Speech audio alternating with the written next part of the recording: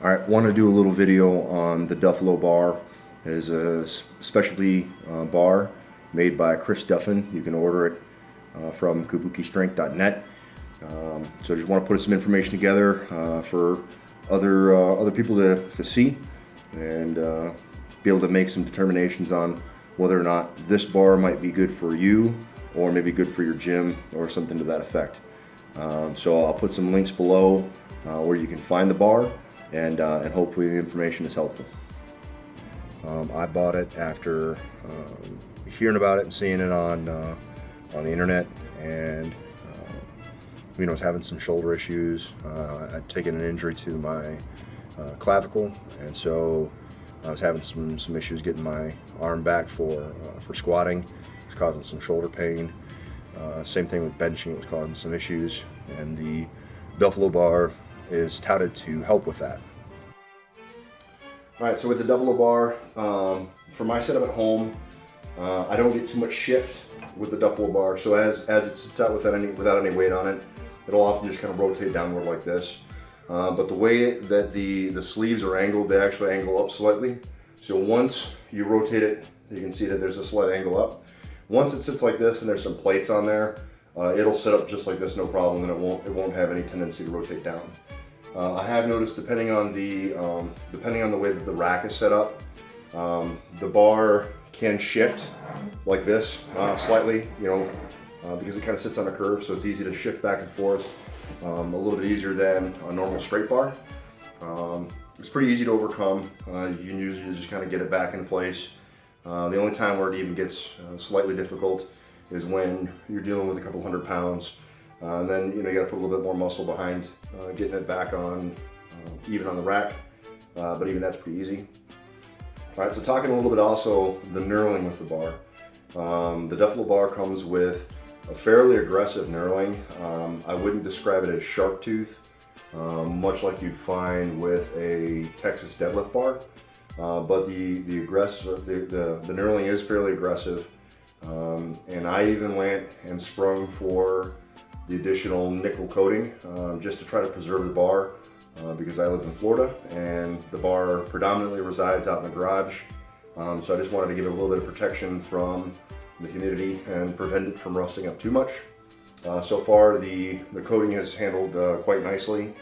So I don't have any issues with the nickel plating. I would have preferred the black zinc oxide, because it wasn't available when I first bought this bar. But now they have a black zinc oxide, which I tend to think is a little bit more of a handsome finish, so I enjoy that a little bit better. But the nickel plating was good, it holds up well, and there was some concern about the nickel plating taking away from the aggressiveness of the knurl. That may be true. But I can definitely attest that even despite the nickel plating, the knurl is still fairly aggressive. So much so that I wouldn't want to squat with this bar without a shirt.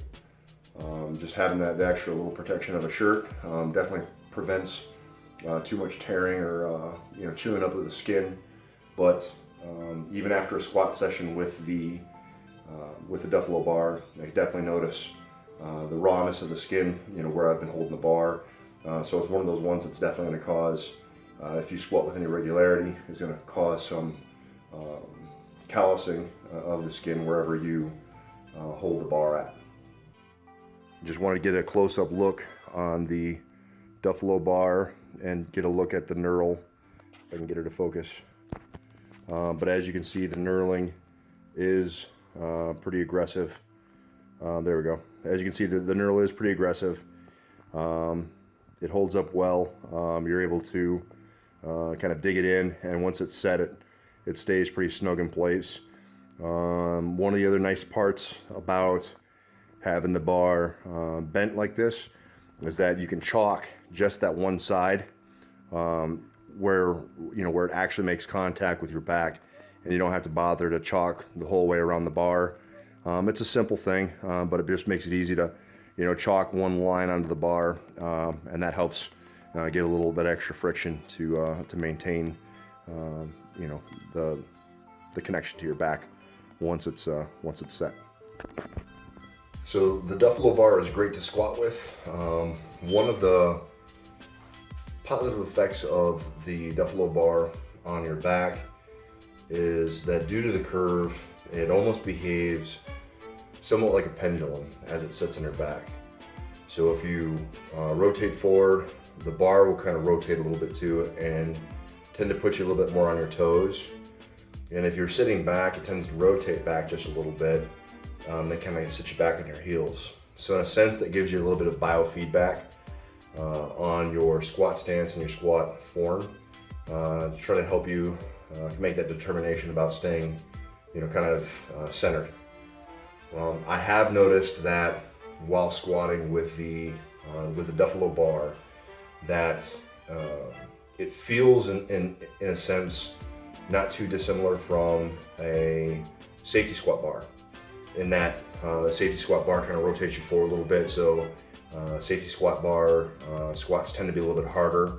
You can't put as much weight on there. Kind of not necessarily the same thing, the same effect, or to the same extent with a Duffalo Bar, but it's a similar type of a feeling. So if you've squatted with the safety squat bar, I would say that's on more of the extreme end of kind of what I'm discussing. And the Duffalo Bar is just kind of one step closer to that than squatting on a normal straight bar. So I'll see if I can kind of demonstrate what it is that I'm talking about. So as you set up, you notice that as I have the bar kind of reach a natural position of normal. If I grip the bar and I rotate my arms forward a little bit, it kind of rocks me forward, and the distribution of the weight kind of puts me on my forefoot a bit. And if I bring it back and I'm pulling real hard on the weight, it tends to rock me back on my heels. So I tend to squat with a bit of a neutral stance. So with this, I tend to feel more stress on my lower back with the Duffalo Bar. So I guess in that sense, that's what I'm referring to when I talk about the equivalence to a safety squat bar, is that stress on that lower back.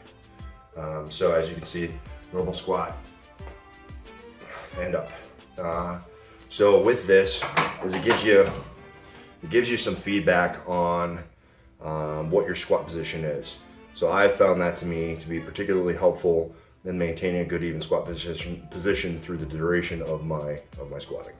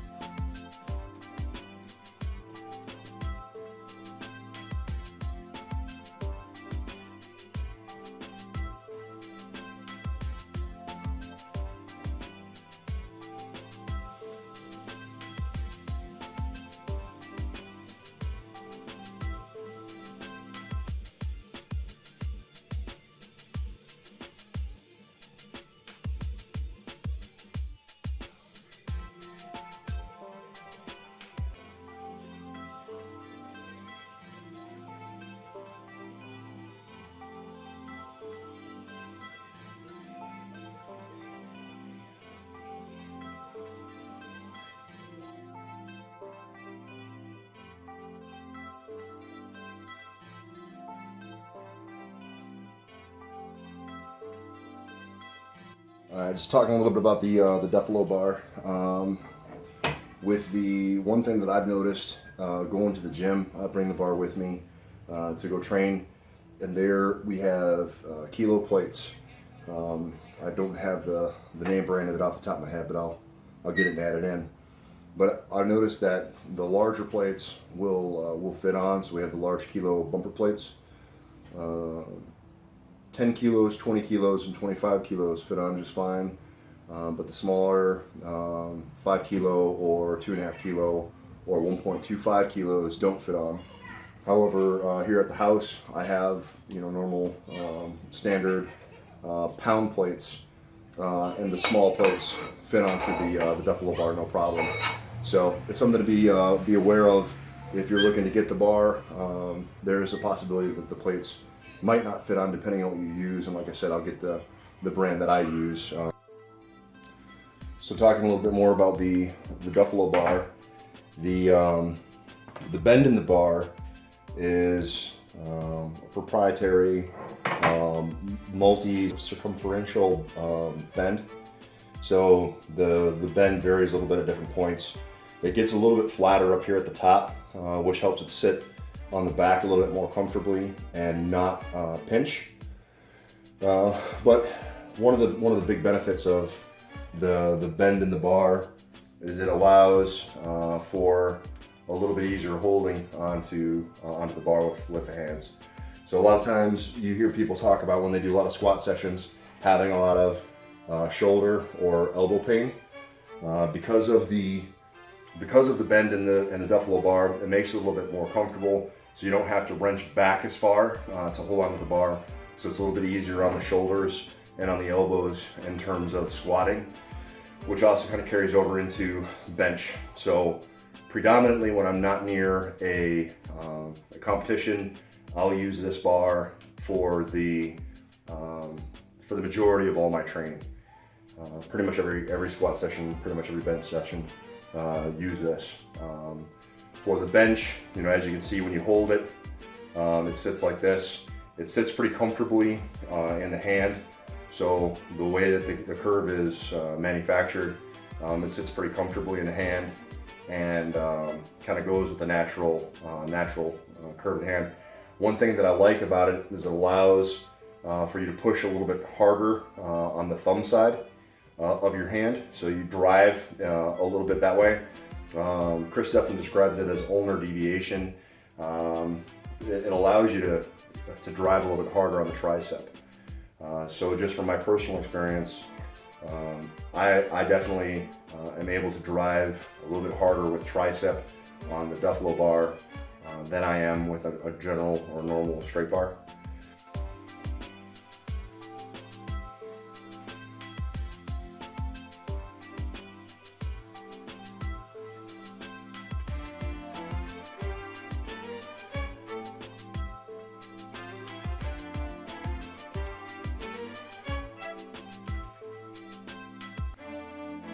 All right, so one of the benefits of having the Duffalo bar is something that Chris Duffin refers to as scapular retraction. So bringing the shoulder blades back, particularly beneficial on the bench.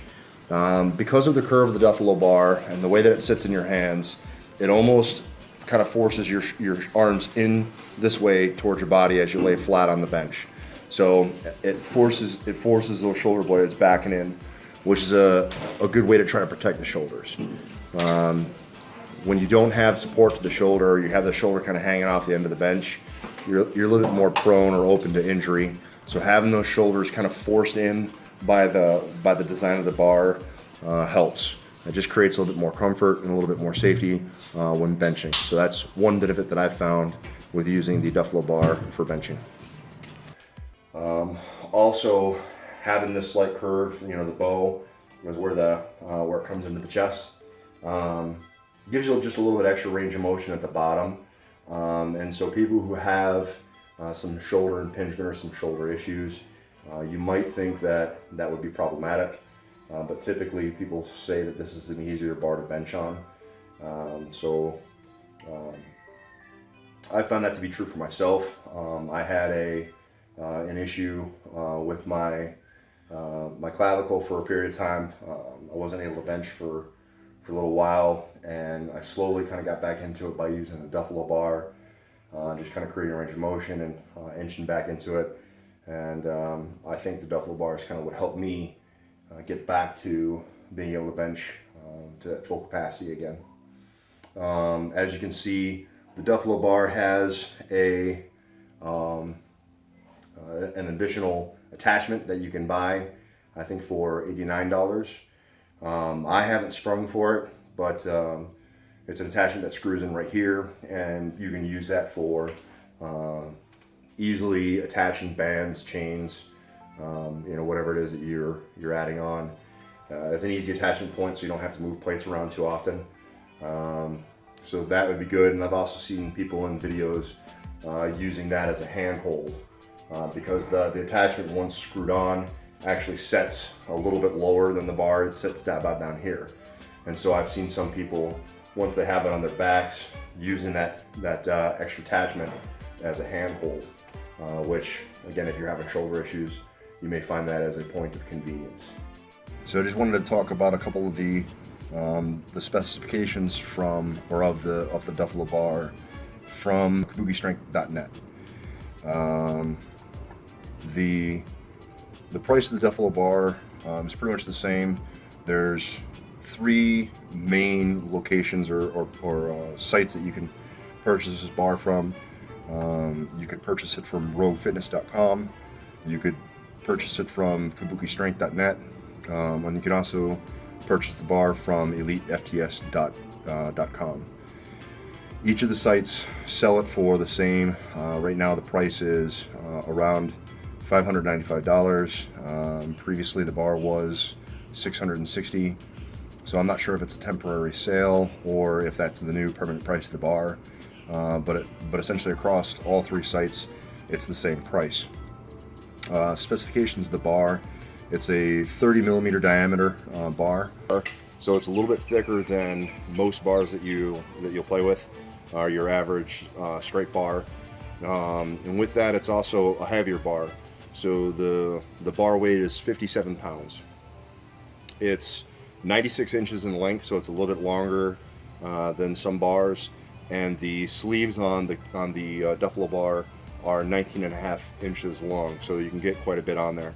The weight rating for the Duffalo Bar on the site is 2,000 pounds. I've never gone beyond that, obviously. I think the highest I've ever gone with it is around 700, and obviously that's nothing for that to handle. It has oil impregnated bronze bushings, and is made in the United States. The Duffalo Bar comes with kind of a raw finish, so they leave it in the raw finish because they believe that doesn't undermine the strength of the bar, as well as doesn't take away from the knurling of the bar, which is a fairly aggressive knurling. But like I said previously, I wouldn't describe this bar as a shark tooth knurl, but it is fairly aggressive, more aggressive than you'd find at your average gym bar. Plating the bar is available, so far as I can tell, is only available through KabukiStrength.net, so it doesn't appear as though there's a plating finish available through Rogue or through Elite FTS. But if you go into Kabuki Strength and purchase the bar there as a separate item, you can also add on plating for the Duffalo Bar as well. There's 3 platings that are available. There's a zinc plating, which is available for $59.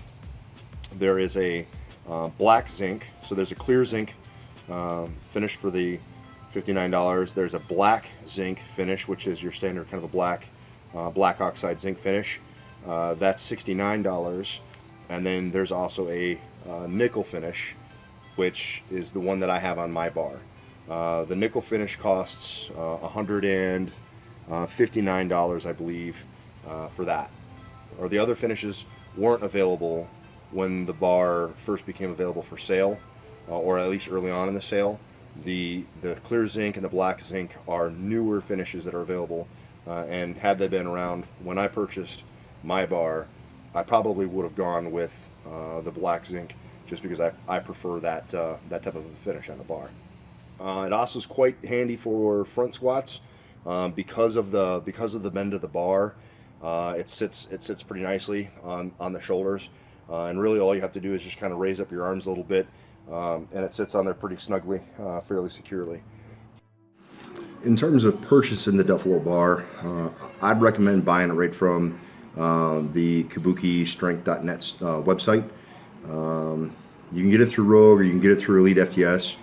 Either of those may be perfectly feasible options, but it just seems like there might be a couple extra benefits with ordering it through Kabuki Strength directly. First is the availability of the plating finish for your bar. I poked around onto Elite FTS and put one of the Duffalo bars into my cart and tried to locate a option to have the bar plated. I didn't find one easily available, but it's pretty intuitive on the Kabuki Strength.net site. So one, if you want to, if it matters for you to have a a plating or a finish to your bar, you're only going to find that through KabukiStrength.net. Additionally, ordering your bar from Kabuki Strength gives you some special offers. They give you, I think, a coupon for free shipping of other items if you want to make additional purchases from Kabuki Strength. They also offer free shipping for military. I don't know if that extends to the Duffalo Bar, some of the heavier items that Kabuki Strength sells, but it does go to some of the other items that they sell at the very least. They also offer, like I mentioned, some discounts. I think there's a 15% discount offered for future purchases if you buy the Duffalo Bar from KabukiStrength.net. Additionally, and probably of most value, is ordering the Duffalo Bar from Kabuki also gives you 1 month of Kabuki MS, which is the movement site that Chris Duffin set up that has a lot of videos on there. So when looking at getting the Duffalo Bar, obviously price is a big factor. The bar itself is roughly $600, and then if you want to try to include something like the nickel plating to it, the nickel plating is another $159, and then having the bar shipped is another $107 or so for shipping. So you add it up, you're looking at $800 for a bar, which for some people might be a little bit cost prohibitive. Although having gone through purchasing one myself, I'm glad that I did it. I'm glad that it wasn't like I just made the purchase on a whim. I had to kind of put together the funds for it, but I'm glad that I made the commitment to set the money aside and get the bar for myself. It's proved very useful in my training. I've been seeing a lot of my numbers go up, which is bound to happen just through regular training in and of itself. But I found that it does make the training more comfortable for me.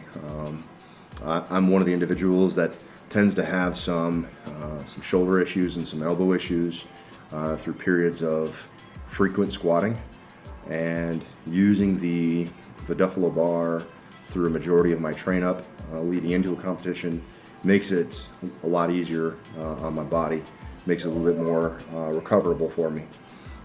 So personally, it's made a big difference in my training, and it's not something that you find in most gyms. So I quite literally bring mine back and forth from my house to the gym that I train in. So I'd carry the bar in with me when I'm ready to train, and I'd carry the bar back out with me when I'm ready to leave. And I drive a small 4-door sedan, so I have to lay the seat down and have the bar come sit right up next to me on the center console in order to fit it. But for me, the pain or the hassle of having to bring that in and out of the car, transporting it back and forth, is well worth the effects that I feel from the training. All right, so we just wrapped up doing some of the filming and the editing for my first video of this type, doing a review on the Duffalo Bar. I hope that you found the information useful and potentially could help you make some decisions about whether or not you want to pick up this bar for yourself.